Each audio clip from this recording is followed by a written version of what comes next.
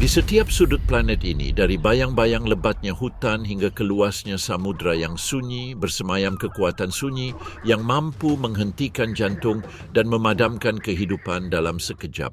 Ia tidak diukur dari kekuatan atau kecepatan, melainkan dari zat kimia tak kasat mata, mematikan dan sempurna, racun.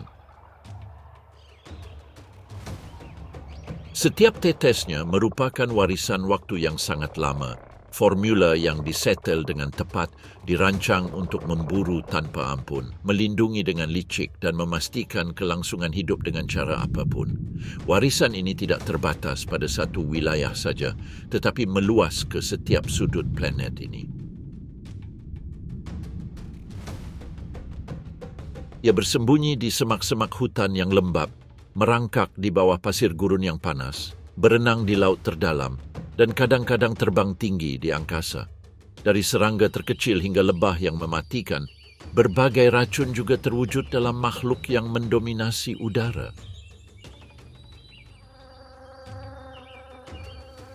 Keanekaragaman yang mematikan ini terungkap secara nyata di setiap ekosistem.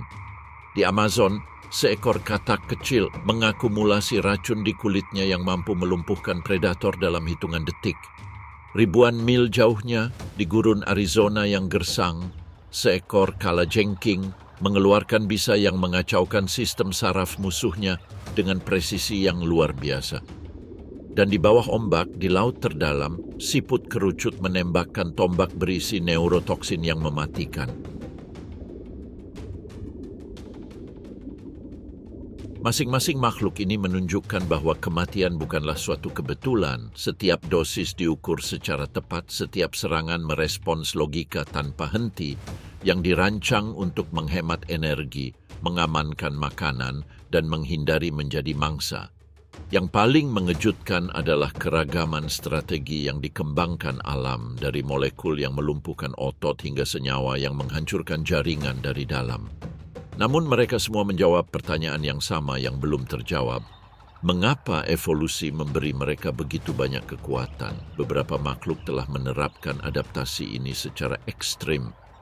Ada ular yang gigitannya mengandung cukup bisa untuk membunuh puluhan manusia dalam hitungan menit. Dan setetes racunnya dapat melumpuhkan atau membunuh hewan yang jauh lebih besar darinya. Menghadapi kekuatan seperti itu, pertanyaan yang tak terelakkan pun muncul. Jika satu serangan saja dapat memusnahkan makhluk hidup dalam jumlah besar dalam hitungan menit, mengapa alam menganugerahi makhluk-makhluk ini kekuatan untuk memutuskan hidup dan mati dalam sekejap?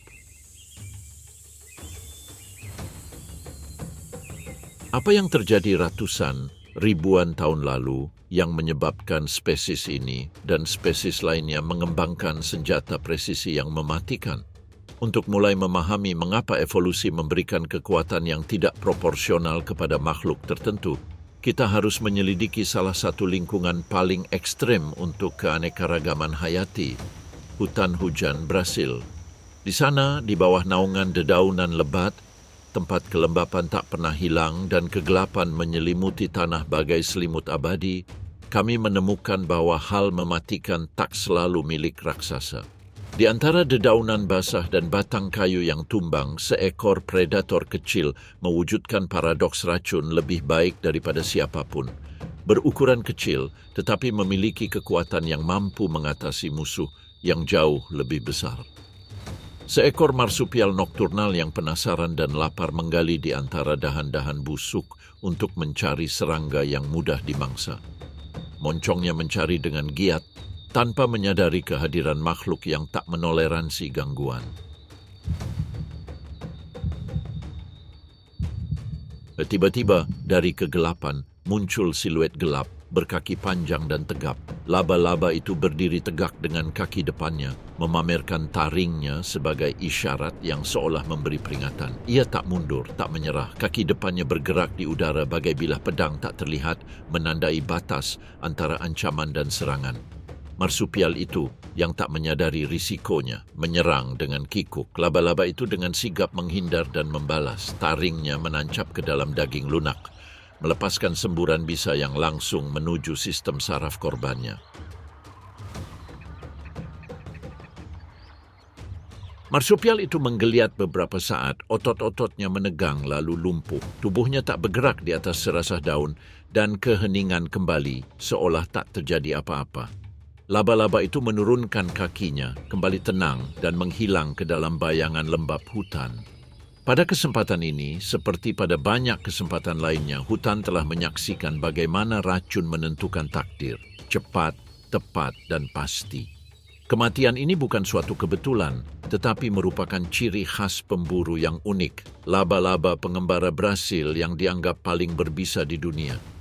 Ia hidup di hutan tropis Brasil, bergerak di tanah alih-alih menenun jaring untuk menunggu mangsanya.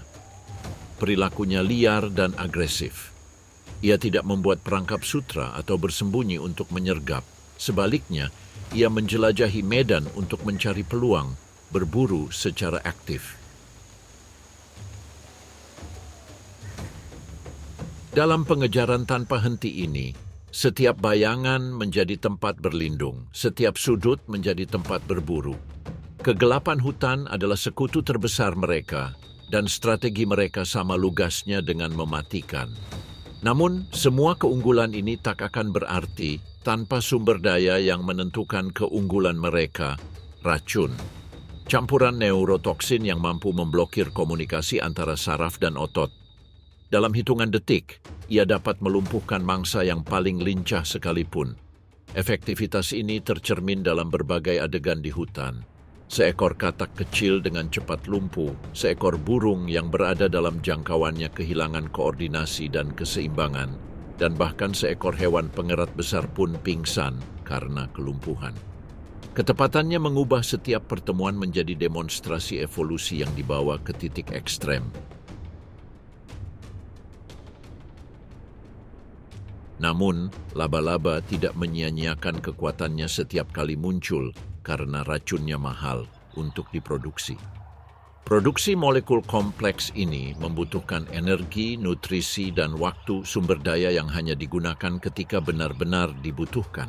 Oleh karena itu, burung pengembara Brasil tidak menggunakannya sebagai ancaman belaka, tetapi sebagai sumber daya bedah yang memastikan makanan atau mengusir predator. Di lantai hutan, di mana setiap malam dapat berarti perbedaan antara makan atau kelaparan, strategi tepat ini menjadi kunci kelangsungan hidup mereka.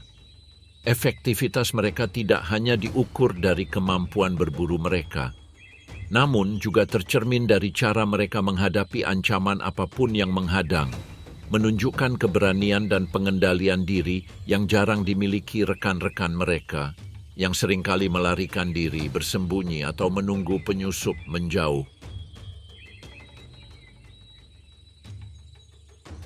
Serigala pengembara Brasil, di sisi lain, berdiri tegak, mengangkat kaki depannya, dan memamerkan taringnya. Ini adalah peringatan yang jelas, sebuah isyarat yang menyatakan kesiapannya untuk menyerang.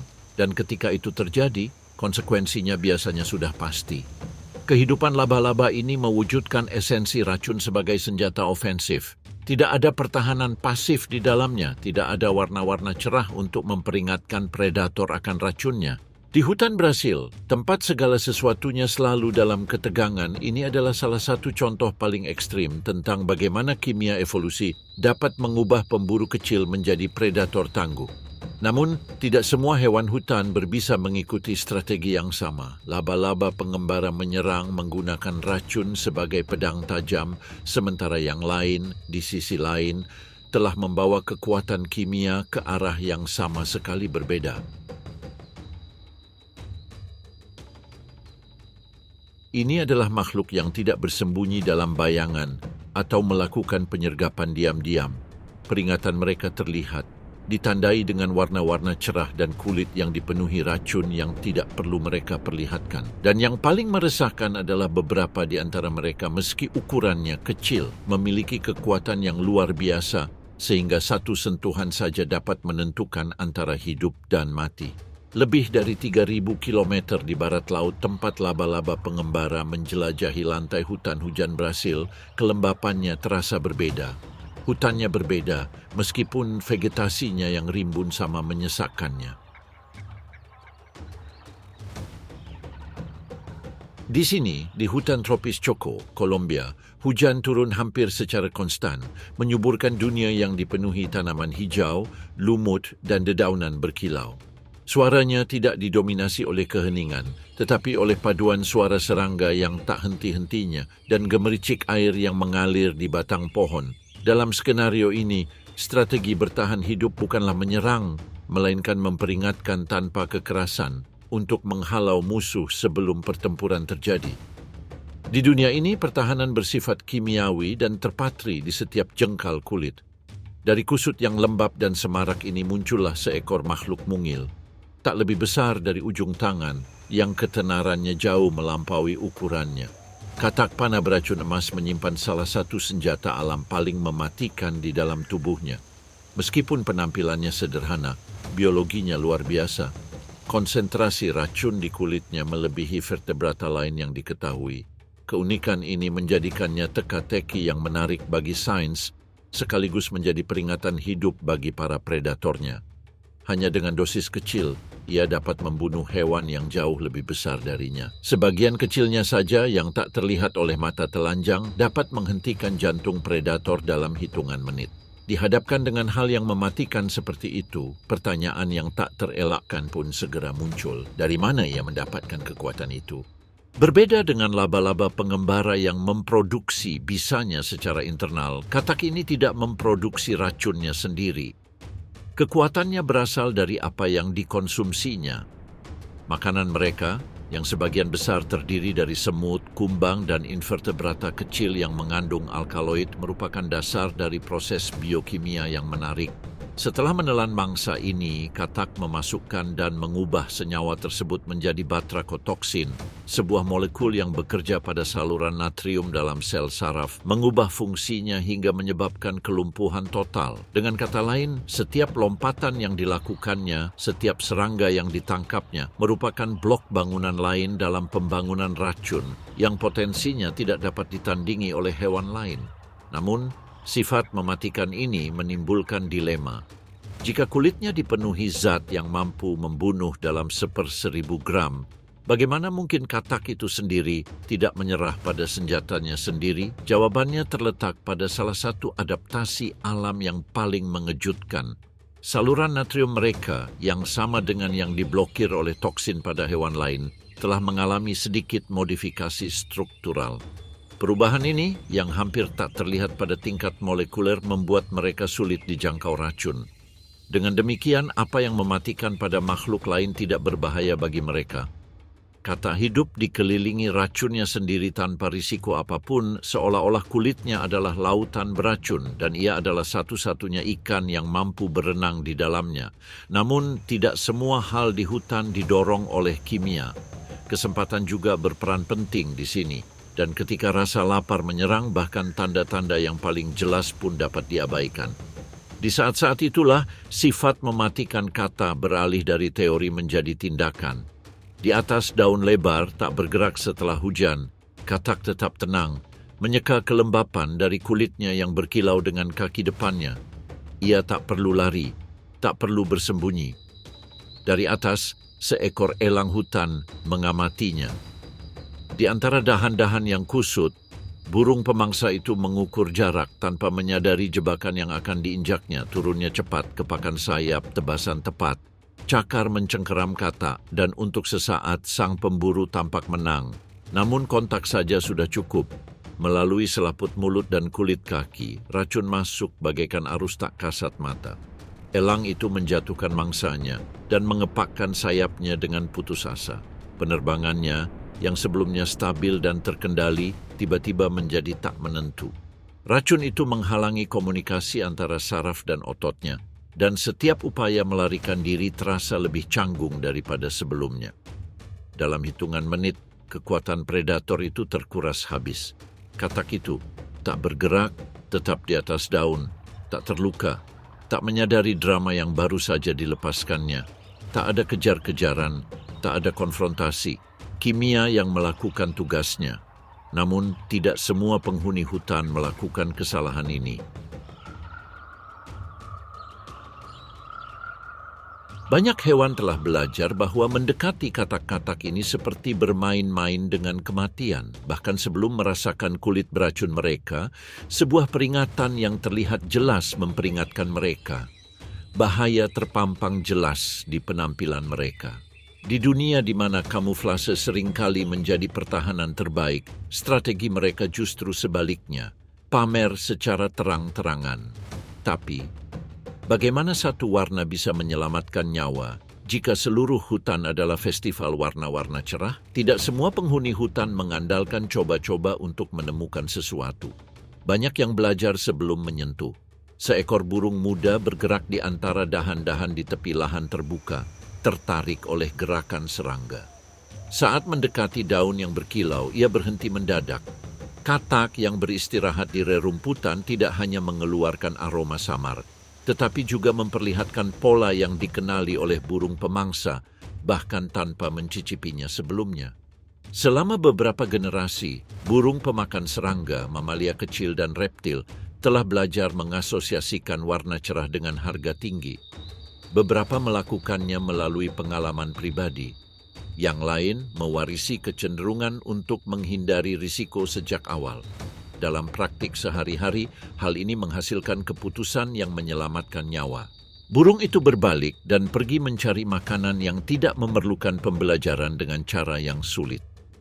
Warna sebagai peringatan bukanlah sekadar estetika. Ia adalah bahasa yang telah disempurnakan oleh alam selama ribuan generasi. Warna-warna paling intens akan menonjol dengan latar belakang hijau hutan dan menandakan sesuatu yang esensial. Kuning dan merah bertindak sebagai pesan universal, sebuah kontras yang begitu kuat sehingga tampak mencolok bahkan dari kejauhan. Di sebelahnya, biru tua yang kurang umum di hutan sering dikaitkan dengan senyawa kimia kompleks pada amfibi dan menandakan toksisitas ekstrem. Ungu, yang bahkan lebih langka, muncul pada beberapa serangga dan amfibi sebagai varian tak biasa dari bahasa yang sama. Hijau, ketika dipadukan dengan bintik atau pita terang, memperkuat sinyal, sementara hitam, ketika dipadukan dengan salah satu warna ini, melipat gandakan kontras dan membuat peringatan mustahil diabaikan. Namun, warna bukanlah ukuran pasti seberapa banyak racun yang dibawa hewan. Warna yang lebih cerah tidak selalu menjamin tingkat kematian yang lebih tinggi. Yang terjadi adalah warna bertindak sebagai pengingat yang andal bagi predator. Seekor burung, mamalia, atau ular yang pernah mencicipi mangsa beracun belajar mengaitkan penderitaan dengan warna-warna cerah tersebut. Hanya dibutuhkan satu pengalaman pahit seperti kelumpuhan setelah mencoba menelan katak, agar kenangan itu membekas seumur hidup. Seiring waktu, apa yang awalnya merupakan pembelajaran individu menjadi warisan kolektif. Apa yang dipelajari sebagian orang menjadi bagian dari naluri seluruh spesies. Dengan demikian, pola-pola seperti yang dimiliki katak atau ular tertentu menjadi sinyal yang dihormati. Naluri ini, yang dikonsolidasikan oleh pengalaman turun-temurun, memiliki dasar biologis yang sama canggihnya.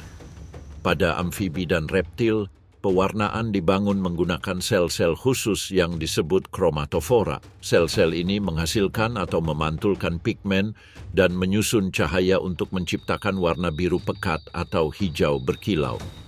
Dalam beberapa kasus, makanan menyediakan senyawa yang memengaruhi intensitas warna. Pada spesies lain, genetika mengarahkan perkembangan pola yang kemudian disempurnakan oleh seleksi alam berdasarkan kegunaan sinyal tersebut. Oleh karena itu, tidak semuanya estetis. Kolorimetri spesies-spesies ini merupakan hasil dari berbagai fungsi. Berfungsi sebagai peringatan, tetapi dapat juga berfungsi sebagai pengenalan antar spesies dan dalam seleksi seksual. Individu yang lebih berwarna dapat menunjukkan kesehatan yang lebih baik dan kapasitas yang lebih besar untuk menyimpan racun, menjadikannya teman yang lebih diinginkan, atau saingan yang lebih menakutkan. Kehadiran warna memecahkan masalah praktis lainnya. Di tengah kegelapan semak belukar yang pekat, aroma dan perilaku dapat gagal sebagai peringatan jarak jauh. Sebaliknya, pola visual kontras tinggi dapat langsung menyampaikan pesan tersebut. Namun, warna bukanlah pengganti perilaku. Beberapa hewan menggabungkan postur defensif dengan warna kulit mereka, mengangkat tubuh atau memanjangkan anggota badan mereka untuk menampilkan pola tersebut sepenuhnya.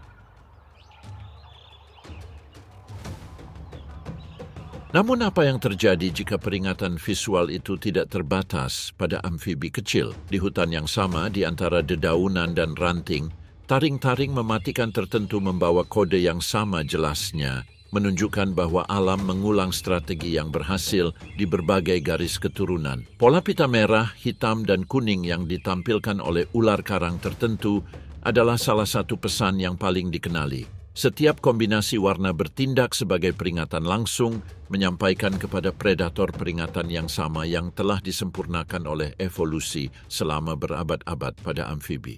Predator yang bertahan hidup saat berhadapan dengan spesies berbisa tidak hanya belajar dari pengalaman itu. Mereka juga mewariskan pengetahuan itu ke generasi mendatang dan menanamkan pola tersebut pada memori ekologi hutan. Karena alasan ini, banyak yang menghindari untuk mendekat. Yang lain, yang kurang beruntung atau kurang berhati-hati, belajar dengan cara yang sulit sehingga memperkuat efektivitas sinyal di seluruh ekosistem. Namun, warna saja tidak selalu cukup. Ada situasi di mana peringatan diabaikan atau tidak sampai tepat waktu. Lalu, muncul pertanyaan yang lebih mendalam. Jika sinyal visual dapat mencegah konflik, apa yang terjadi jika peringatan gagal? Dan satu-satunya pertahanan yang mungkin adalah racun yang bereaksi dalam hitungan detik. Jauh di dalam Amazon, ular seperti ular karang dan ular anggur tidak hanya menampilkan warna yang memperingatkan atau kamuflase yang menipu, tetapi mereka juga memiliki racun yang menyempurnakan yang mampu menghentikan kehidupan dalam hitungan menit. Keduanya merupakan jalur yang berlawanan dalam strategi yang sama. Terumbu karang dengan pita-pita merah, kuning, dan hitamnya menyatakan sifat mematikannya pada pandangan pertama. Tanaman merambat, di sisi lain, mengandalkan ketidaktampakannya dari tubuhnya yang ramping dan memanjang, yang menyatu dengan batang dan cabang di semak-semak. Hutan telah mengajarkan mereka bahwa bertahan hidup bergantung pada pengiriman pesan yang jelas. Mengintimidasi tanpa melawan atau menyerang tanpa peringatan. Ular karang adalah contoh ekstrem dari peringatan dan kekuatan. Bisa neurotoksiknya termasuk yang paling cepat bereaksi di kerajaan hewan karena gigitan singkatnya saja sudah cukup untuk mengganggu komunikasi antara saraf dan otot mangsanya. Akibatnya, penderitanya mengalami kelumpuhan hampir seketika dan tidak dapat bernapas. Dalam hitungan menit, bahkan hewan yang ukurannya beberapa kali lipat ular pun akan mati tanpa bisa bereaksi. Gaya hidup mereka mencerminkan kekuatan ini, bergerak diam-diam di bawah serasah daun basah atau di antara batang kayu yang tumbang, menghindari paparan yang terlalu lama dan menunjukkan bahwa mereka tidak perlu mengejar mangsanya untuk mendominasi lingkungannya. Efektivitas inilah yang menjelaskan mengapa predator yang mengetahui reputasinya jarang mengambil risiko. Kontak sederhana dengan taring mereka sudah cukup bagi burung pemangsa dan mamalia besar untuk tetap waspada dengan menjaga jarak, menyadari bahwa satu kesalahan saja dapat merenggut nyawa mereka. Tapi, apa yang terjadi jika penyusup yang penasaran mengabaikan peringatan tersebut? Seekor coati mendekat mengendus-endus dedaunan basah, menggerakkan cakarnya dengan hati-hati, menilai suara dan gerakan di sekitarnya. Beberapa meter jauhnya, ular karang itu tetap tidak bergerak. Tubuhnya hampir tak terlihat di antara dedaunan dan ranting, menunggu saat yang tepat. Mamalia itu berhenti, mengendus lagi, lalu melangkah maju. Ketegangan terasa nyata di setiap momen, dalam setiap gerakan yang terkendali. Ular itu merasakan kedekatannya, otot-ototnya bersiap untuk menyerang, tetapi ia belum bertindak. Waktu terasa begitu lama. Ketika momen yang diperhitungkan tiba, terumbu karang menyerang dengan gigitan sekilas. Ikan coati nyaris tak menyadari kontak tersebut sebelum mundur, bingung dengan dampaknya. Pada awalnya ia masih mempertahankan kelincahan, dengan masing-masing otot mencoba merespons dan masing-masing kaki mencari stabilitas. Namun sedikit demi sedikit kelumpuhan terjadi, gerakannya menjadi kaku, kekuatan terkuras dari anggota tubuhnya, dan kebingungan menggantikan vitalitas. Racun tersebut menghalangi sinyal saraf, mengubah energi menjadi ketidakmampuan bergerak. Ular tidak perlu mengejar atau memaksa, biologi yang menentukan hasilnya. Dalam keseimbangan yang rapuh ini, terumbu karang menunjukkan bahwa bagi hewan kecil yang rapuh melawan predator yang lebih besar, racun adalah penyeimbang yang hebat. Ukurannya yang terbatas tidak menghalanginya untuk mendominasi, dan komposisi kimianya menjadi alat bertahan hidup yang paling ampuh. Sementara spesimen ini mengungkap bagaimana kecepatan dan bisa menyeimbangkan kekuatan yang tidak seimbang, ular anggur mengikuti strategi yang sepenuhnya berlawanan. Pendekatannya lebih mengandalkan kamuflase dan kesabaran, sangat berbeda dengan agresivitas hiu terumbu karang. Tubuhnya yang memanjang dan berwarna hijau tua, yang memantulkan cahaya dari dedaunannya, memungkinkannya untuk menyatu hampir sepenuhnya dengan dedaunan hutan. Berbeda dengan karang yang menakuti musuhnya dengan warnanya, tanaman merambat bersembunyi dalam keadaan tak terlihat. Matanya, dengan penglihatan binokular, memberinya ketepatan luar biasa dalam menghitung jarak, sesuatu yang tidak biasa pada ular. Ia tidak perlu terburu-buru, ia dapat tetap tidak bergerak untuk waktu yang lama, menunggu burung kecil atau katak menyeberang, meskipun ia juga akan berjalan perlahan di sepanjang cabang dan semak-semak untuk mencari gerakan. Dia sabar, tetapi juga aktif ketika ada kesempatan membutuhkannya. Dedaunannya seolah menahan napas, dan setiap daun serta ranting bergoyang tertiup angin sepoi-sepoi, seolah-olah hutan itu sendiri tengah mengantisipasi gerakan yang akan menentukan nasib penghuninya yang mungil. Ketegangan menyebar di udara, senyap tetapi nyata, mengumumkan bahwa sesuatu sedang mendekat dengan ketepatan tanpa henti. Hujan baru-baru ini meninggalkan genangan air di antara akar-akar hutan, dan seekor katak bergerak hati-hati di atasnya. Kakinya yang basah bertumpu pada dedaunan yang licin, sementara dedaunan masih meneteskan air yang terkumpul. Beberapa meter jauhnya, ular liana tetap tak bergerak di antara dahan-dahan, warna hijaunya yang pekat menyatu dengan vegetasi yang cerah. Tubuhnya yang memanjang melengkung perlahan, mengikuti setiap gerakan mangsanya tanpa mengeluarkan suara sedikit pun. Amfibi mengendus udara dan mencium aroma lembab hutan, tanpa menyadari ancaman yang meluncur hanya beberapa inci jauhnya. Predator itu maju dengan gerakan yang hampir tak terlihat, dan gerakannya yang lambat mengurangi getaran apapun yang dapat menunjukkan kehadirannya. Ular liana mengukur setiap ruang dengan presisi milimeter dan menunggu saat yang tepat. Ketika akhirnya menyerang, ia melakukannya dengan kecepatan yang terkendali, namun mematikan. Gigitannya nyaris tak menyentuh kulit katak, dan bahkan kontak minimal itu sudah cukup untuk memasukkan racun hemotoksik yang perlahan mulai menyebar. Katak itu melompat dan mencoba melarikan diri, meskipun gerakannya segera menjadi canggung. Aliran darah terganggu, koordinasi mulai terganggu, dan otot secara bertahap kehilangan kekuatan. Setiap lompatan membutuhkan usaha yang lebih besar. Setiap napas menjadi kurang efektif, dan energi yang dulu menjamin kelincahan secara bertahap memudar di bawah pengaruh racun yang mematikan. Hasilnya tidak datang secara langsung, melainkan melalui pelemahan progresif yang terjadi di tengah ketenangan yang mengganggu. Saat mangsanya menggeliat, ular itu mengamatinya dengan sabar dan tanpa bergerak, dengan sikap dingin yang menjadi ciri khas reptil. Hanya dalam beberapa menit, mangsanya tumbang, tak mampu bereaksi, dan hutan mencatat kemenangan tanpa suara. Dengan gerakan melata yang lambat, ular itu mendekat dan mulai menelan katak itu dari kepalanya, memastikan ia tak punya perlawanan. Rahangnya mengembang melampaui imajinasi dan mangsanya perlahan menghilang di dalamnya, sementara lingkungan kembali ke rutinitas normalnya. Kehidupan di hutan terus berlanjut, acuh tak acuh. Dan apa yang tadinya merupakan momen ketegangan kini berubah menjadi siklus alami yang berulang terus-menerus. Kontras dengan sepupunya yang berwarna cerah terlihat jelas ketika mengamati taktiknya. Ular terumbu karang mengumumkan kehadirannya dengan peringatan visual dan bahan kimia mematikan, sementara ular anggur bertindak diam-diam dan menunggu saat yang tepat untuk menyerang.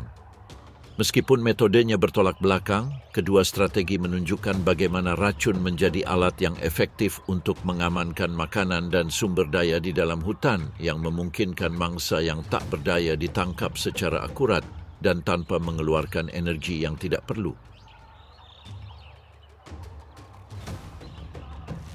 Namun, di alam, amfibi dan reptil bukanlah satu-satunya yang telah mengembangkan racun mematikan selama jutaan tahun evolusi. Kemampuan ini melampaui sisik dan taring dan hadir dalam semua bentuk kehidupan, termasuk serangga.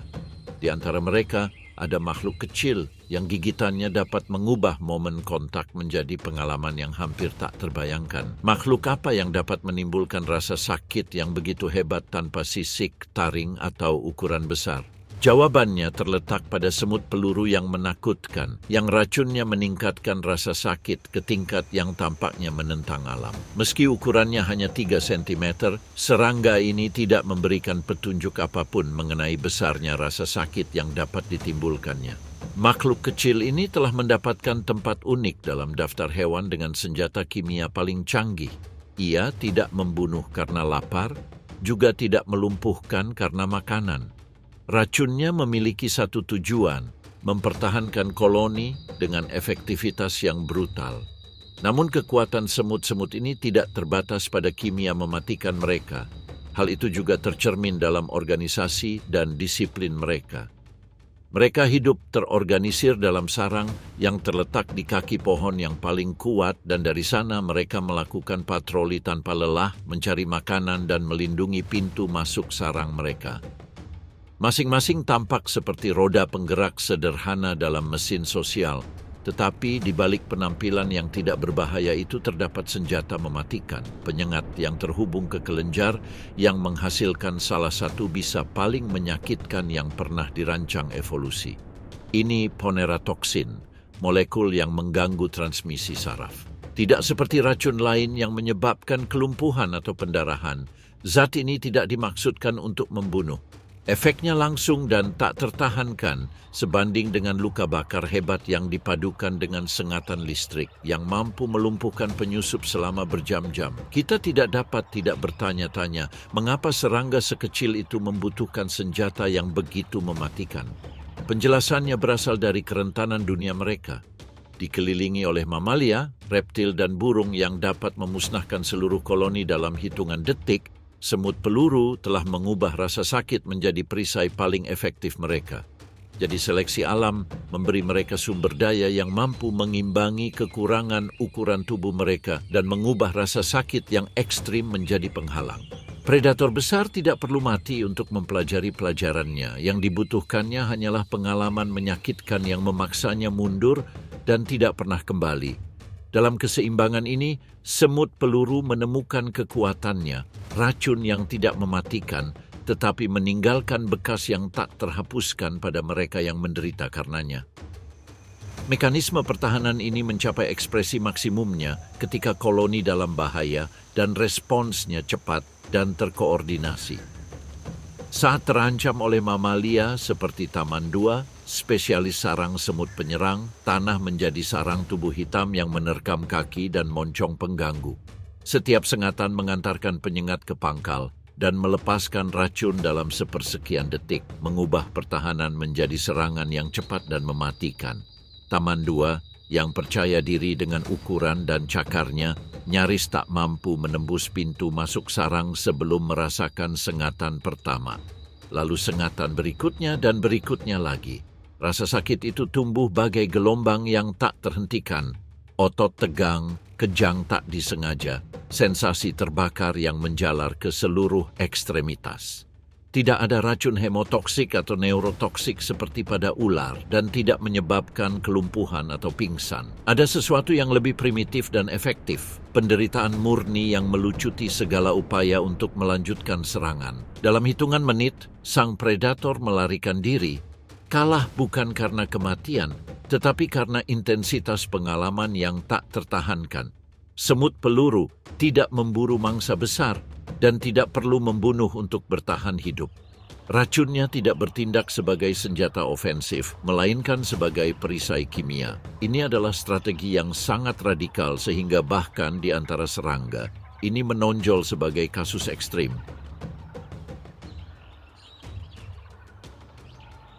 Sementara spesies lain memilih kecepatan, kamuflase, atau gigitan mematikan, spesies ini memilih siksaan sebagai peringatan. Dalam jaringan interaksi yang kompleks di hutan hujan, adaptasi ini masuk akal. Di Amazon, bahaya selalu ada dan kebutuhan akan pertahanan diri muncul setiap hari, sehingga alam telah menciptakan solusi ekstrim. Dari amfibi kecil yang menyamarkan diri di antara genangan air dan dedaunan basah hingga reptil yang merangkak di antara serasah daun. Mereka semua mempelajari pelajaran yang sama. Di alam yang padat ini, kimia adalah bahasa universal untuk bertahan hidup. Jauh di dalam hutan hujan, tempat kelembapan melekat pada setiap daun dan kehidupan tampak tumbuh subur. Kita pindah ke lingkungan tempat kelimpahan lebih sedikit dan strategi untuk tetap hidup mengambil bentuk yang berbeda. Tumbuhan yang rimbun tertinggal di belakang, dan di hadapan kita terbentang hamparan keemasan yang luas, di mana matahari tak memberi jeda dan pasir seakan melahap semua jejak kelembapan. Di sini, di padang pasir, kehidupan tidak menghilang. Ia menciptakan kembali dirinya sendiri. Sekilas, tampak mustahil bahwa di tempat di mana setiap tetes air adalah harta karun, hewan akan menginvestasikan energi untuk membuat racun, sumber daya biologis yang mahal dan menuntut. Jika di dalam hutan persaingan yang ketat membenarkan pengeluaran ini, dalam lingkungan di mana sumber daya langka, pertanyaannya menjadi tak terelakkan. Mengapa di sini, di mana tak ada yang tersisa, beberapa makhluk telah menyempurnakan racun yang begitu ampuh? Bagaimana anatomi hewan-hewan ini menopang mekanisme yang begitu mahal dalam hal energi dan air tanpa membuat mereka gagal? Untuk memahami hal ini, kita harus berpikir dalam konteks ekonomi kehidupan. Di gurun, setiap keputusan menentukan hidup dan mati.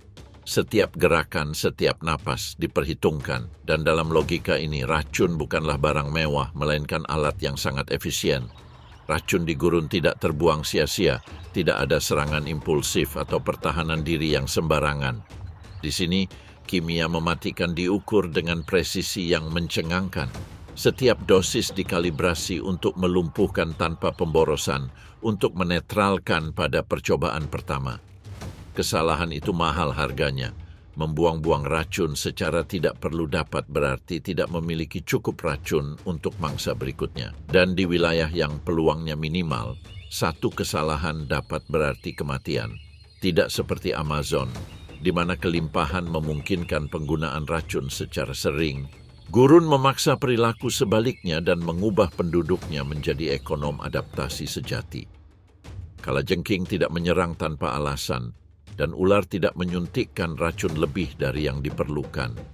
Sumber daya ini diperlakukan dengan kehati-hatian yang sama seperti air yang hampir tidak dapat mereka tampung dalam tubuh mereka. Di sini, seleksi alam tidak hanya membentuk racun, tetapi seluruh strategi di sekitarnya. Dari posisi menyerang hingga keputusan untuk menggunakannya, semuanya merespons logika yang dingin dan penuh perhitungan. Hewan-hewan ini tidak berimprovisasi dan tidak boleh boros. Setiap gerakan laba-laba gurun diperhitungkan dengan presisi mutlak dan setiap tetes racunnya disimpan untuk saat mangsa benar-benar membutuhkannya. Serangan mereka menggabungkan risiko dan manfaat dalam keseimbangan yang rumit, di mana strategi dan kimia yang mematikan menentukan keberhasilan. Di gurun terkering sekalipun, efisiensi mencapai puncaknya pada penghuni yang ikonik ini. Kehadirannya saja mengundang rasa hormat dan kehati-hatian, dan setiap gerakan menyengatnya terukur dan mematikan. Kalajengking maju secara diam-diam, mengingat bahwa di dunia yang tidak kenal ampun ini bahkan yang terkecil pun dapat memiliki kekuatan yang hebat. Bagaimana predator ini bisa mengelola sumber daya yang begitu berharga di lingkungan yang setiap kesalahannya bisa dihukum mati? Strategi apa yang telah dikembangkannya agar bisa sabar sekaligus mematikan? Berbeda dengan hutan hujan, gurun itu keras. Setiap makhluk hidup yang menghuni tanah ini telah belajar bertahan hidup di bawah aturan yang tak tergoyahkan, hemat energi, minimalkan risiko, dan jangan buang apapun. Dalam keseimbangan ekstrem ini, racun menjadi sumber daya berharga dan kunci kehidupan bagi mereka yang tahu cara memanfaatkannya dengan tepat. Kuat dan berwarna kuning keemasan, predator ini hanya berukuran beberapa sentimeter. Pedipalpusnya yang tebal dan menyerupai capit adalah garis kendali pertamanya. Namun kekuatan sesungguhnya terletak pada ekornya yang beruas-ruas, melengkung di atas tubuh dan berpuncak pada telson, struktur menggembung yang menampung kelenjar racun yang terhubung ke penyengat yang melengkung dan runcing. Dalam organ khusus ini, dihasilkan suatu zat yang tidak akan pernah dilupakan oleh predator atau mangsa manapun, dan disinilah spesies ini dikenali, kalajengking kulit kayu Arizona. Bisa dari spesimen ini tidak sederhana. Ia merupakan campuran neurotoksin yang diracik dengan cermat, mampu mengganggu saluran natrium dan kalium sehingga mengganggu komunikasi antar sel saraf. Zat-zat ini dikombinasikan dengan enzim seperti hyaluronidase yang menembus jaringan dan protease yang mulai memecah bagian dalam tubuh. Garam dan peptida melengkapi formula tersebut, menyebabkan rasa sakit yang hebat, kram, dan jika dosisnya mencukupi, bahkan kolaps pernapasan. Tidak diragukan lagi, kombinasi mematikan ini tidak hanya melumpuhkan korban, tetapi juga memulai proses pencernaan dari dalam, menunjukkan ketepatan luar biasa dari desain kimianya. Tidak seperti bisa ular karang, yang bertindak seperti agen saraf yang dirancang untuk membunuh dengan cepat, bisa kalajengking memiliki banyak fungsi. Ia tidak hanya melumpuhkan mangsanya, tetapi juga mengubahnya menjadi makanan cair. Setiap suntikan memicu proses yang mengubah otot dan organ menjadi bubur yang siap diserap. Dalam ekosistem ini, di mana energi sangat berharga, strategi kalajengking terbukti sempurna, menjebak, mencairkan, dan mengonsumsi tanpa membuang-buang energi atau waktu. Namun, produksi bisa adalah proses mahal yang membutuhkan protein kompleks dan biaya metabolisme yang tinggi. Oleh karena itu, kalajengking memberikan setiap tetes racun dengan presisi bedah. Ia tidak selalu menyuntikkan jumlah yang sama, melainkan menghitung setiap gerakan dengan tepat. Ketika berhadapan dengan serangga kecil, ia mungkin memberikan dosis minimal atau bahkan hanya menggunakan capitnya untuk menghancurkannya. Namun, jika ancamannya lebih besar, ia akan mengeluarkan seluruh isi kelenjarnya. Dan masih banyak lagi karena racunnya tidak memengaruhi semua hewan dengan cara yang sama. Beberapa racun terutama memengaruhi arthropoda, sementara yang lain memengaruhi vertebrata kecil. Kombinasi yang diatur secara cermat ini menjadikan racun tersebut sebagai koktail serbaguna yang beradaptasi terhadap mangsa dengan ukuran dan karakteristik berbeda. Keserbagunaan kimiawi ini dilengkapi dengan strategi berburunya. Pertama, capitnya melumpuhkan mangsa, memastikannya tidak bisa melarikan diri. Kemudian, sengatnya melengkung dan menusuk dengan gerakan cepat dan tepat. Dalam hitungan detik, mangsanya akan musnah. Sengatnya tidak hanya berfungsi sebagai senjata, tetapi juga sebagai pisau bedah yang membuka pintu menuju pencernaan eksternal yang tak terlihat dan mematikan, yang mengubah mangsa menjadi makanan tanpa membuang sedikit pun tenaga. Di padang pasir ini, tak ada tempat untuk sampah. Setiap sengatan merupakan perhitungan cermat dan setiap gerakan kalajengking merupakan respons terhadap tuntutan lingkungan yang tak kenal ampun. Efektivitas racun tercermin dalam setiap keputusan. Karena di dunia di mana setiap momen berharga, strategi dan kimia selalu maju beriringan. Saat matahari terbenam dan panasnya hari mereda, naluri yang memandu perburuan menyesuaikan diri dengan kegelapan yang menyelimuti arena. Malam hari membuka dunia yang berbeda, di mana setiap bayangan dapat berarti ancaman atau makanan, dan hanya yang paling berhati-hati yang mampu bertahan hidup. Rahasia apa yang tersembunyi di celah-celah tanah gersang? Siapa yang berani bergerak di antara bayang-bayang yang menyembunyikan predator tak kasat mata? Dari lipatan tanah kering muncullah seorang penghuni gurun. Pendek, berbaju besi, dan bersenjata lengkap. Kalajengking kulit kayu Arizona memulai putaran malamnya. Setiap langkah yang diambilnya di atas pasir diukur. Dari kejauhan, kalajengking merasakan ada serangga di dekatnya dan, mengikuti nalurinya, bergerak maju dengan hati-hati. Semakin dekat, Udara tetap tenang tanpa angin yang membawa sinyal, namun kalajengking tidak membutuhkan mata untuk bernavigasi. Di bawah tubuhnya, sepasang struktur yang disebut pektin memindai tanah seperti antena terbalik, menangkap getaran kecil. Suara gemerisik yang tumpul dan nyaris tak terdengar menunjukkan seekor jangkrik bergerak di antara bebatuan. Mangsanya sudah dekat dan kalajengking itu pun berhenti. Ia tidak langsung menyerang. Di padang pasir, kesabaran sama pentingnya dengan racun. Ia maju beberapa sentimeter dengan gerakan lambat yang nyaris tak terlihat. Cakar-cakarnya terbuka, menegang. Jangkrik itu mendekat tak menyadari penyergapan yang dilakukannya. Lalu terjadilah. Dalam sepersekian detik, capit itu mencengkeram tubuh serangga itu erat-erat melumpuhkannya. Sebelum serangga itu sempat menerkam, sengatnya yang melengkung mencambuk ke bawah. Ujungnya menusuk tepat ke serangga dan racunnya mengalir keluar. Enzim mulai memecah jaringan internal jangkrik yang ditangkap. Jangkrik itu tidak langsung mati, tetapi berhenti melawan karena sistem sarafnya telah rusak. Pada titik ini, perburuan belum berakhir, justru baru dimulai. Selagi racunnya mulai bekerja, kalajengking itu menahan jangkrik agar tak bergerak seolah menunggu sesuatu yang lebih. Dan memang benar, ia menunggu tahap pertama pencernaan. Racun itu tidak hanya melumpuhkan, tetapi juga mengubah organ dan otot menjadi campuran semi cair. Kalajengking tidak memiliki rahang yang mampu merobek daging padat. Mulutnya hanya dapat menyerap cairan, jadi sebelum makan, ia harus mengubah mangsanya dari dalam. Beberapa menit kemudian prosesnya selesai. Kalajengking menyatukan celiceranya dan mulai menghisap tubuh yang tadinya utuh. Perlahan-lahan ia menyedot cairannya, memanfaatkan setiap tetes energinya.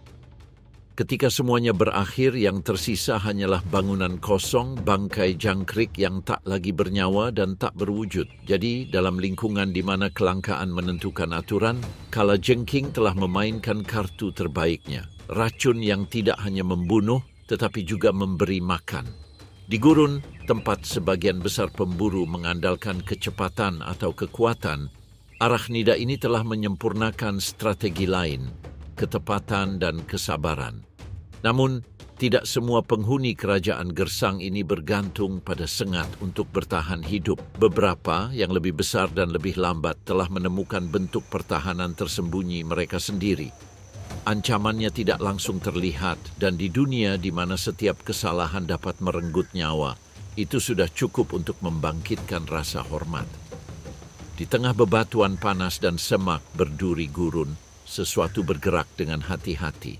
Tubuhnya yang rendah dan berat ditutupi sisik-sisik keras, masing-masing dengan lempengan tulang kecil seperti manik-manik. Zirah ini tidak dirancang untuk kecepatan atau kelincahan, melainkan untuk kesabaran seseorang yang tahu bahwa kelangsungan hidup diukur dalam langkah-langkah yang hening dan penuh perhitungan. Namanya bergema seperti gema kuno, monster gila. Ia menghuni lereng berbatu, dasar sungai kering, dan semak belukar gurun Sonora antara Arizona dan Meksiko barat laut, dan kehadirannya saja menjadi pengingat bahwa di lanskap ini, setiap makhluk telah belajar mengubah kehati-hatian menjadi senjata. Hidupnya sebagian besar dihabiskan di bawah tanah, tempat berlindung yang suhunya tetap stabil.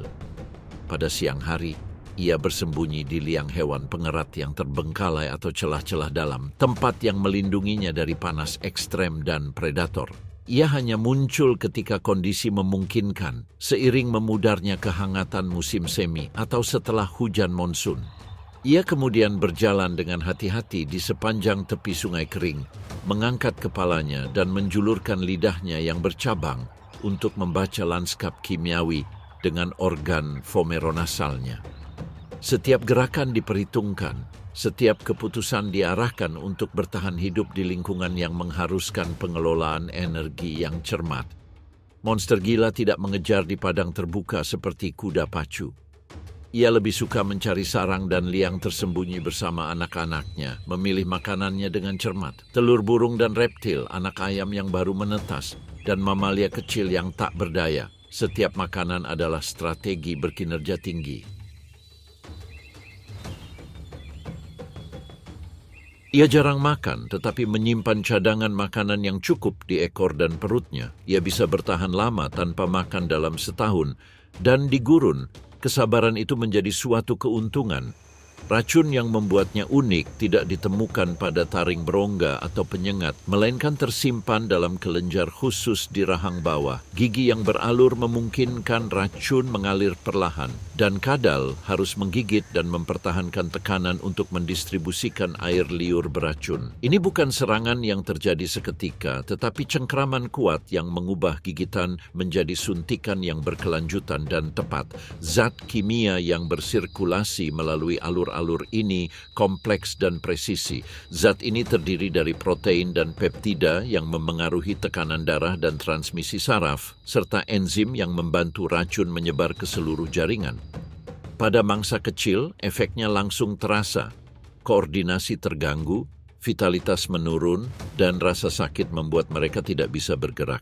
Di sarang hewan pengerat atau burung, dampaknya bertahan dalam beberapa menit dan mangsanya berhenti bergerak sebelum menyadari apa yang telah terjadi. Tidak seperti kalajengking yang mencairkan mangsanya untuk mengambil nutrisi, kadal ini tidak menggunakan bisanya sebagai alat pencernaan luar. Fungsinya lebih strategis, memungkinkannya menetralkan pertahanan yang seharusnya mencegah penangkapan. Setiap gigitannya lambat namun tepat, dirancang untuk menjaga mangsa tetap diam tanpa harus mengejarnya dan mengeluarkan energi berharga di lingkungan yang kekurangan air dan makanan. Toksin tersebut bekerja sejak mengalir, menghancurkan perlawanan, mengubah koordinasi, dan memastikan perburuan diselesaikan secara efisien tanpa risiko tambahan bagi predator. Monster gila membuktikan bahwa evolusi dapat menempatkan racun di tempat-tempat tak terduga dan menuntut kesabaran yang penuh perhitungan dari sang predator. Gigitan yang berfungsi sebagai senjata sekaligus kunci. Namun, kisah tentang racun tidak terbatas pada gurun. Ribuan mil dari arroyo kering Arizona dan bayang-bayang berbatu Sungai Gila, ada arena lain di mana kimia kehidupan mendefinisikan perburuan dan pertahanan. Kita beralih ke Afrika Sub-Sahara, sebuah benua di mana setiap racun dan setiap gigitan memiliki konsekuensi langsung dan di mana evolusi telah menempa jalur yang mengejutkan. Di sini, sementara beberapa hewan menyempurnakan racun yang semakin kuat, hewan lain telah belajar untuk menghadapinya dan terkadang memanfaatkannya untuk keuntungan mereka. Hal ini menimbulkan pertanyaan yang memandu eksplorasi baru ini. Apa yang terjadi ketika seekor hewan memutuskan bahwa racun bukan merupakan batasan melainkan peluang? Di tepi sabana dan di semak-semak kering, muncullah sesosok pendek, padat, dan penuh tekad. Ia tak sebesar kucing besar atau sekuat hiena, tetapi memiliki sesuatu yang hanya sedikit orang berani tantang. Reputasi yang diraih melalui keberanian. Itulah luwak madu, makhluk yang telah menjadikan kecerobohan dan ketangguhan sebagai ciri khasnya. Bulunya yang dua warna, hitam di perut dan putih keabu-abuan di punggung, lebih dari sekadar hiasan. Ia adalah simbol di lanskap gurun Afrika. Mereka yang mengenalnya tahu bahwa menghadapinya dapat berakhir dengan luka yang dalam dan pelajaran yang pahit. Namun yang membuatnya benar-benar luar biasa bukanlah penampilannya, melainkan biologinya. Sementara kebanyakan hewan telah menyempurnakan racun untuk berburu atau pertahanan diri, mamalia kecil ini mengambil cara berbeda, menetralkannya. Dalam perlombaan evolusi di mana ular menjadi lebih beracun untuk bertahan hidup, luwak madu memutuskan untuk tidak menjadi mangsa yang mudah. Dan ia mencapai ini berkat adaptasi yang tampaknya berasal dari laboratorium, protein dalam darahnya yang mengikat racun dan memblokirnya sebelum menimbulkan efek mematikan. Dia tidak kebal. Gigitan ular mamba hitam atau kobra bisa membuatnya pingsan sebentar, pingsan yang berlangsung selama beberapa menit, tapi itulah bedanya. Ia bangkit, mengibaskan debu dari bulunya, dan melanjutkan apa yang telah ia mulai. Ketahanan bukanlah sebuah kebetulan, melainkan sebuah alat yang dibentuk oleh jutaan tahun karena pola makannya bergantung padanya. Bagi luwak, racun bukanlah tembok, melainkan rintangan yang terencana, dan di balik rintangan itu ada makanan. Perlindungannya tidak hanya sebatas kimia. Kulit luwak tebal dan secara mengejutkan longgar. Artinya bahkan jika ular menggigit dan bertahan, luwak dapat memutar, menyerang balik dan menggigit dengan rahangnya yang kuat. Dan memang demikian. Keberanian yang membuatnya terkenal bukan hanya sikap, melainkan strategi yang didukung oleh anatomi. Namun pertanyaan yang muncul, apa yang terjadi ketika predator dengan bisa mematikan berhadapan langsung dengan keberanian luwak madu? Di suatu sore yang pekat, ketika panas merambat di rerumputan kering, luwak mengendus-endus di antara semak-semak. Telinganya yang pendek peka terhadap suara sekecil apapun, sementara indera penciumannya yang tajam menuntunnya menyusuri jejak kimiawi yang menunjukkan keberadaan ular itu. Jejak itu bertambah intensif di dekat sebuah batu datar, tempat seekor ular buncit beristirahat dengan menyamarkan diri dengan tanah. Ia adalah salah satu ular paling berbisa di Afrika, yang mampu dengan cepat menerkam mamalia kecil yang melintasi jalurnya. Luwak tahu ini. Bukan karena takut, tetapi karena pengalaman. Ia mendekat tanpa tergesa-gesa, tubuhnya rendah, cakarnya siap. Ular berbisa itu mendeteksi getaran dan melilit menjadi spiral, mendesis dan menggembungkan lehernya sebagai peringatan yang hanya sedikit diabaikan. Namun luwak itu tak menyerah. Ia melangkah maju lagi, kepalanya tertunduk, matanya terpaku pada ular itu. Ular berbisa itu menyerang dengan telak, taringnya menghantam wajah luwak dan bisanya memasuki aliran darahnya. Hewan lain manapun akan mundur, lumpuh oleh rasa sakit yang mendahului kematian. Di sisi lain, luwak merespons dengan amarah. Ia menggigit bagian belakang kepala dan mengguncang mangsanya hingga perlawanannya putus. Dalam hitungan menit, ular itu pun tak bergerak. Luwak itu terhuyung mundur beberapa langkah dan berbaring di rerumputan, perutnya menempel di tanah. Ia bernapas berat saat racunnya bersirkulasi di seluruh tubuhnya. Semenit berlalu, lalu 5, lalu 10. Tubuhnya gemetar tetapi ia tak berhenti. Antibodinya bekerja, proteinnya bekerja, dan setengah jam kemudian luwak itu membuka matanya, mengibaskan debu, dan kembali ke bangkai ular berbisa itu. Ia mulai makan secara mental, mengikuti perintah tanpa henti. Setiap gigitan memberinya energi yang akan menopangnya selama berhari-hari. Adegan itu mungkin tampak brutal, tetapi itu adalah hasil logis dari perlombaan yang tidak ada serinya. Di sini evolusi tidak menghadiahkan kekuatan yang berlebihan atau kecepatan yang tak terkendali.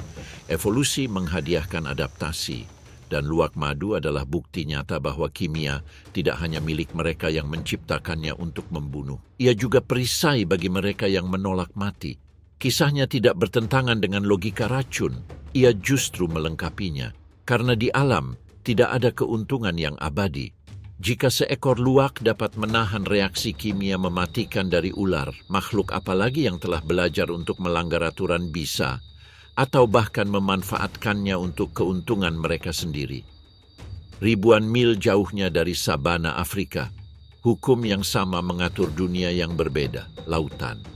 Di sana, perjuangan untuk bertahan hidup tidak terjadi di antara akar atau liang, tetapi di perairan terbuka tempat ancaman mengapung, berenang, dan mengintai. Di ruang 3 dimensi ini, racun berhenti menjadi sumber daya tersembunyi dan menjadi kekuatan yang mendominasi setiap pertemuan, berfungsi sebagai simfoni kimia sejati yang mengatur kehidupan dan kematian di kerajaan laut. Di bawah permukaan, sensasinya menipu. Segalanya terasa lambat dan damai. Arus lembut menggerakkan koloni karang, gerombolan ikan berkilauan dengan cahaya bak cermin. Namun, keheningan itu penuh dengan senjata tak terlihat. Di darat, kecepatan bisa menyelamatkan nyawa, sementara di air tak ada tempat untuk lari. Keheningan di bawah air dipenuhi senjata-senjata tak kasat mata. Jika di daratan kecepatan dapat menyelamatkan nyawa, di sini tak ada tempat untuk lari. Di lautan, strategi bergantung pada kimia, dan hanya sedikit makhluk yang dapat membuktikannya seakurat siput kerucut. Sekilas, ia tampak tak berbahaya. Sebuah cangkang berpola geometris teronggok tak bergerak di atas pasir putih, bagaikan ornamen karang yang hilang. Ia tak bergerak, tak mengintai, tak mengejar. Namun, di balik keheningan itu, tersembunyi sebuah mekanisme mematikan. Setiap siput memiliki anak panah berongga yang terhubung ke kelenjar yang mengandung neurotoksin, kombinasi peptida khusus yang dikenal sebagai konotoksin. Setiap molekul menyerang otot, saraf, dan indera mangsanya dengan cara yang berbeda, beradaptasi dengan jenis hewan yang berani mendekat. Ketika seekor ikan yang penasaran mendekat, siput itu akan menembak. Tombaknya menembus sisik dalam sekejap, dan racunnya beraksi dengan presisi yang tak tertandingi. Bisa ular tersebut memblokir saluran natrium di membran saraf, mengganggu sinyal listrik yang mengoordinasikan setiap gerakan. Mangsanya tetap kaku, tergantung seperti daun kering, sementara siput dengan tenang mengulurkan belalainya, menelannya bulat-bulat. Setiap tembakan diperhitungkan, mempersiapkan tombak, dan racunnya membutuhkan waktu, tetapi menunggu memastikan kena sasaran yang pasti. Pada siput kerucut, kelambatan dan kematian berpadu dalam harmoni yang sempurna. Tidak ada terburu-buru, tidak ada upaya yang sia-sia. Hanya efisiensi murni, sebuah strategi kimiawi yang mendominasi setiap pertemuan dan menunjukkan bahwa di bawah perairan terbuka, kelangsungan hidup ditentukan oleh molekul, bukan kecepatan. Namun, tidak semua pembunuh laut membutuhkan proyektil. Beberapa mengubah tubuh mereka sendiri menjadi hantu yang membawa kematian. Di antara tentakel ubur-ubur kotak yang hampir tak terlihat, pecahan-pecahan ringan seperti kristal cair. Kelihatannya rapuh, tetapi setiap filamennya adalah perangkap kimia. Ribuan nematosid, kapsul kecil bersenjata, menanti sentuhan sekecil apapun. Ketika seekor ikan atau kura-kura bertabrakan dengan hutan transparan ini, kapsulnya akan melesat keluar, menembus jarum mikroskopis yang menyuntikkan racun dengan kecepatan yang tak terbayangkan. Dalam hitungan detik, korban mengalami syok dan jantungnya mungkin kolaps sebelum hewan itu menyadari apa yang menimpanya. Ini adalah salah satu racun tercepat dan paling mematikan yang pernah ada, yang dirancang untuk membunuh tanpa kejaran. Tidak ada perjuangan di sini, hanya kontak dan keheningan. Lebih jauh ke bawah, di mana terumbu karang terurai menjadi pasir dan puing-puing, keheningan yang seakan mutlak berkuasa. Di antara bebatuan dan rumput laut, sebuah bentuk yang nyaris tak terlihat, ikan batu. Sekilas, ia tampak seperti batu biasa, tertutup lumpur dan tumbuhan, tidak bergerak seperti lingkungan di sekelilingnya. Namun penampilan bisa menipu. Di punggungnya, jarum-jarum kaku dan beracun menanti dengan diam, siap menusuk kulit makhluk apapun yang menginjaknya secara tidak sengaja. Setiap tulang belakang merupakan saluran bagi racun kuat yang dapat menyebabkan nekrosis, kelumpuhan, dan nyeri yang sangat akut sehingga pingsan dapat terjadi sebelum pertolongan datang. Dia tidak perlu melarikan diri, pertahanannya telah berubah menjadi serangan, perisai yang menyakitkan seperti tombak. Habitat yang unik ini memberinya keuntungan, pasir yang jernih, terumbu karang yang terfragmentasi, dan bercak-bercak alga membentuk kanvas di mana ikan batu tidak akan terlihat sama sekali. Kamuflase mereka tidak hanya menipu mangsa, tetapi juga membingungkan pemangsa potensial. Hanya ketika sengatan itu datang, kebenaran terungkap. Di balik ketenangan batu karang itu tersembunyi salah satu senjata paling mematikan di terumbu karang, siap mempertahankan wilayahnya dengan ketepatan yang senyap. Ketepatan yang sama yang membuat duri-durinya menjadi perisai mematikan diterapkan saat ikan batu mencari makanan. Mulutnya yang besar dan dapat diperpanjang memungkinkannya menangkap ikan dan krustasea kecil yang datang terlalu dekat, tanpa harus bergerak atau mengeluarkan energi untuk mengejarnya. Setiap duri tidak hanya melindungi, tetapi juga memperingatkan predator potensial. Mendekat berarti menghadapi risiko langsung. Di dunia presisi yang senyap ini, ikan batu mengubah ketidakmampuan bergerak menjadi pertahanan yang mematikan seperti serangan aktif apapun. Meskipun ukurannya kecil, gurita cincin biru tidak hanya bisa bertahan. Ia adalah predator yang lincah dan teliti, memburu krustasea, moluska kecil, dan ikan yang berkeliaran terlalu dekat dengan tempat persembunyiannya. Kamuflasenya memungkinkannya untuk tetap tak terlihat saat mengamati mereka dan cincin bercahayanya memperingatkan mereka yang terlalu dekat. Saat memutuskan untuk menyerang, ia dengan cepat merentangkan lengannya dan menggigit, menyuntikkan tetrodotoksin yang melumpuhkan mangsanya sebelum dapat melarikan diri. Setiap gerakan diperhitungkan. Racun bukan sekadar perisai tetapi alat yang sempurna untuk menangkap makanan tanpa mengeluarkan energi yang tidak perlu. Di perairan ini, di mana bahaya mengintai di setiap bayangan dan setiap arus dapat mengubah momen menjadi hidup atau mati, setiap makhluk telah menyempurnakan strateginya sendiri. Keempat spesies ini, dengan 4 taktik yang berbeda, telah memperjelas satu hal. Di lautan, kecepatan tidak selalu berarti kekuatan. Di sini, kimia menentukan siapa yang bertahan hidup dan siapa yang takluk. Setetes racun dapat menentukan nasib dan presisi tanpa suara menjadi kekuatan pamungkas di dunia bawah laut ini. Namun, tidak semua air asin. Lebih jauh ke lepas pantai, air pasang surut ke muara di mana garam kehilangan kekuatannya dan warna laut berubah menjadi coklat. Dari sana, sungai-sungai mengalir melintasi hutan dan sabana, koridor cair yang menopang beragam kehidupan. Jika kimia menjadi seni di lautan terbuka, di sini evolusi mengembangkan taktik-taktik lain yang sama mematikannya sekaligus tak terduga. Di Afrika dan Asia, sungai-sungai berlumpur menyembunyikan siluet tak bergerak di dasarnya. Ikan lele bersembunyi di antara batang kayu dan akar yang tenggelam mencari oksigen. Tubuh mereka yang pipih dan kumis, mereka yang menyapu dasar laut, memungkinkan mereka bernavigasi dalam kegelapan. Mereka tidak memiliki taring atau rahang yang mampu menghancurkan.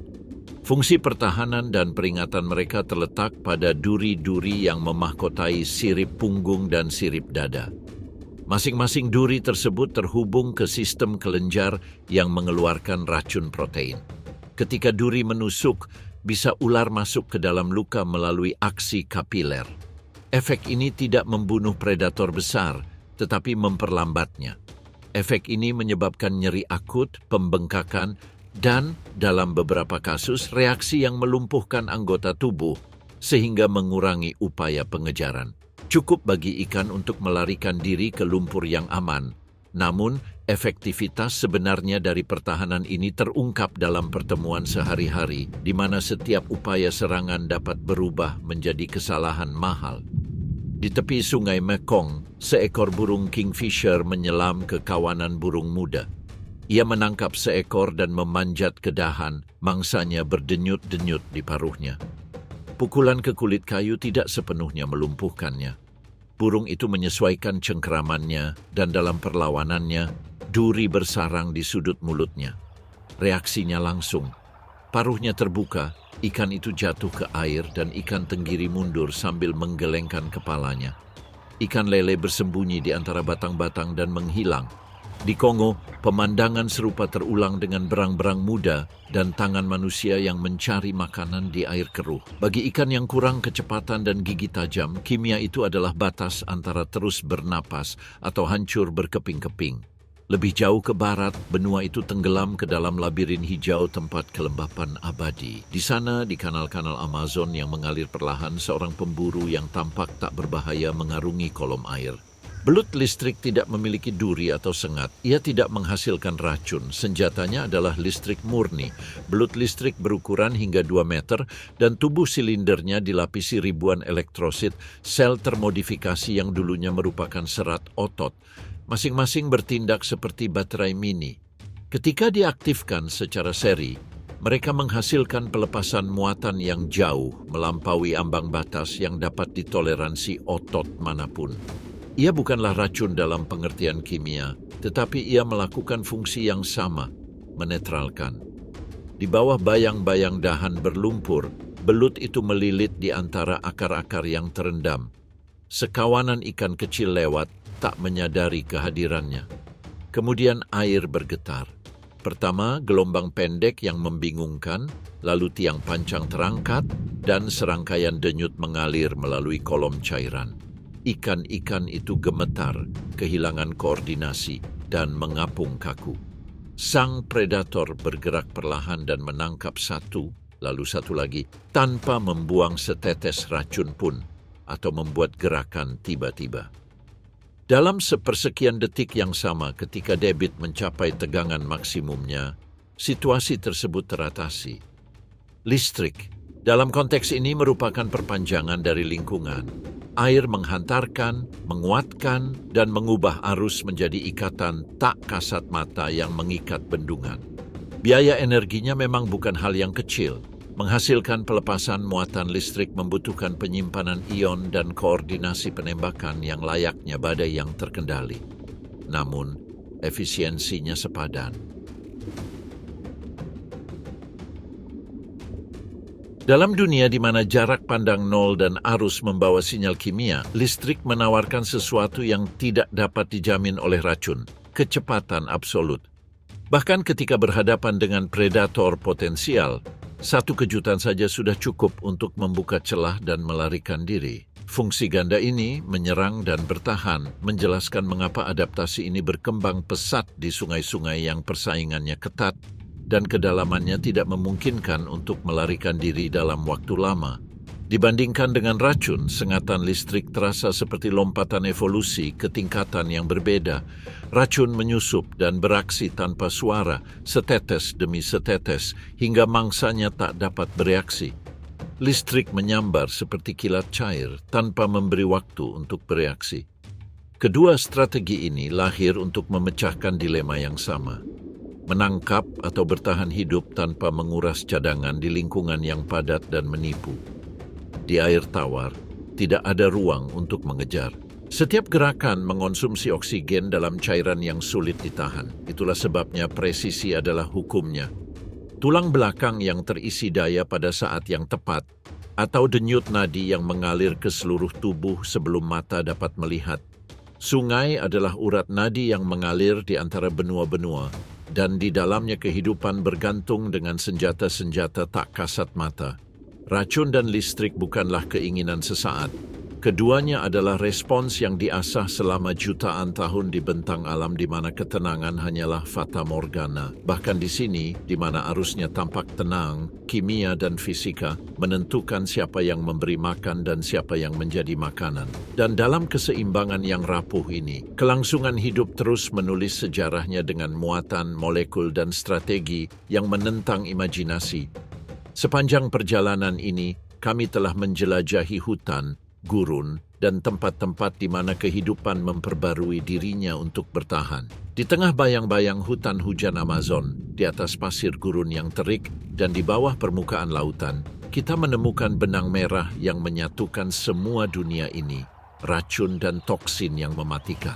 Zat-zat ini bukanlah senjata biasa. Zat-zat ini merupakan solusi biokimia yang telah disempurnakan oleh evolusi dengan berbagai cara, yang mampu menyerang, bertahan, dan bahkan memfasilitasi pencernaan orang-orang yang memilikinya.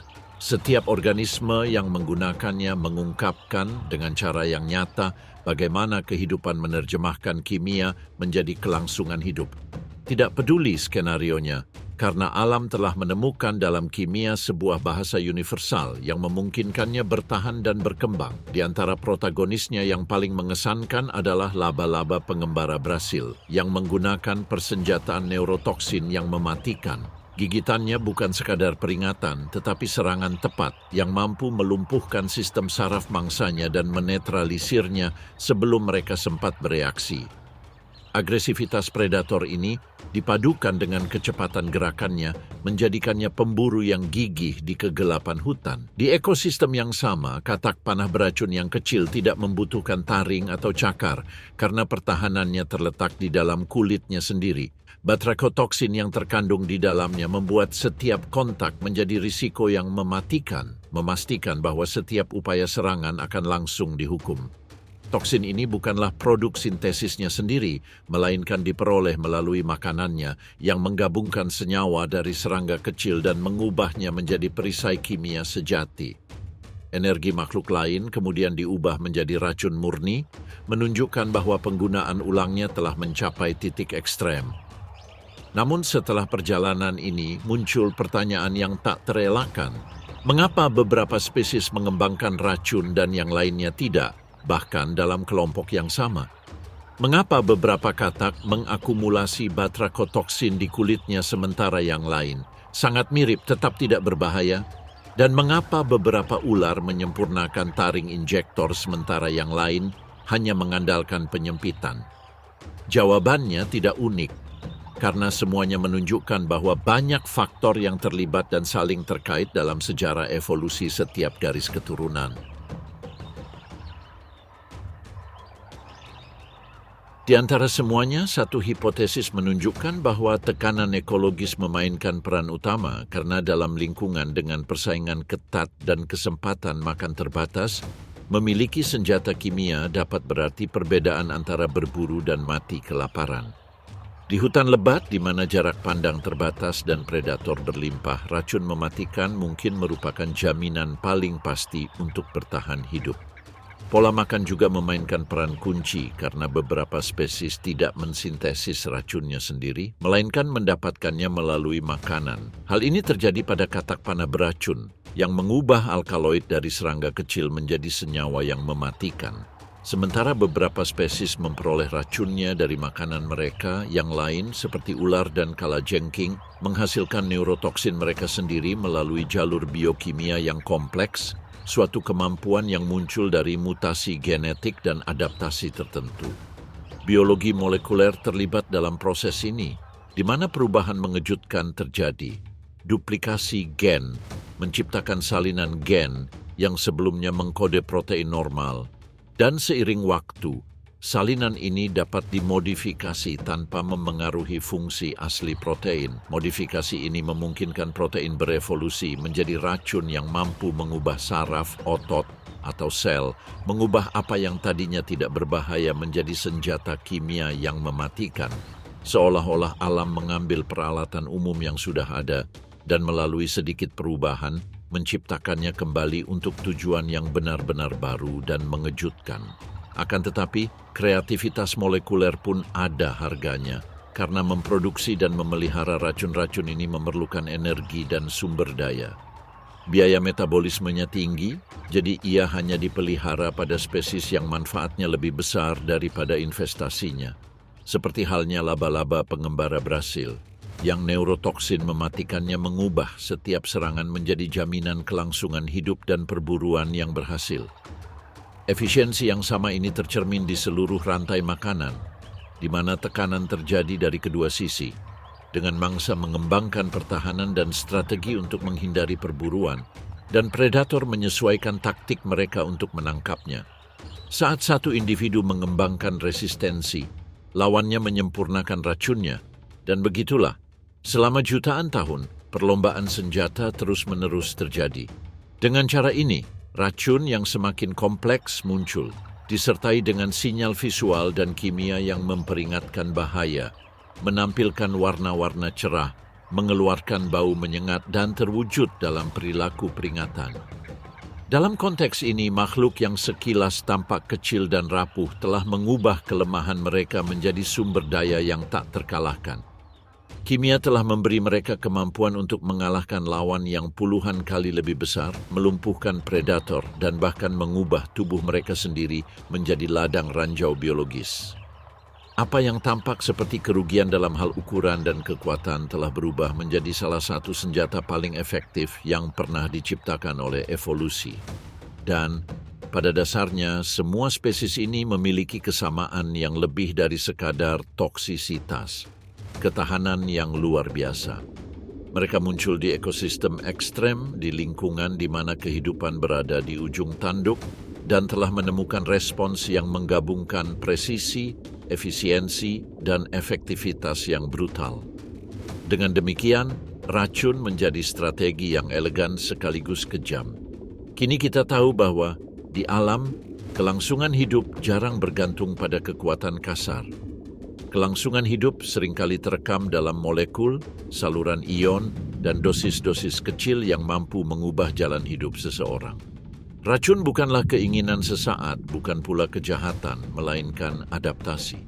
Itulah solusi yang dirancang evolusi secara bedah bagi mereka yang tidak bisa menang karena ukuran atau kecepatan, tetapi bisa menang karena kecerdikan kimiawi. Pada akhirnya, pertanyaannya bukanlah mengapa racun ada, melainkan bagaimana kehidupan akan terus menciptakannya kembali. Karena selama masih ada predator dan mangsa, selama masih ada perjuangan untuk bertahan hidup, kimia akan tetap menjadi senjata, alat, dan bahasa. Dan dunia akan tetap, dalam banyak hal, sebuah planet yang dikuasai oleh racun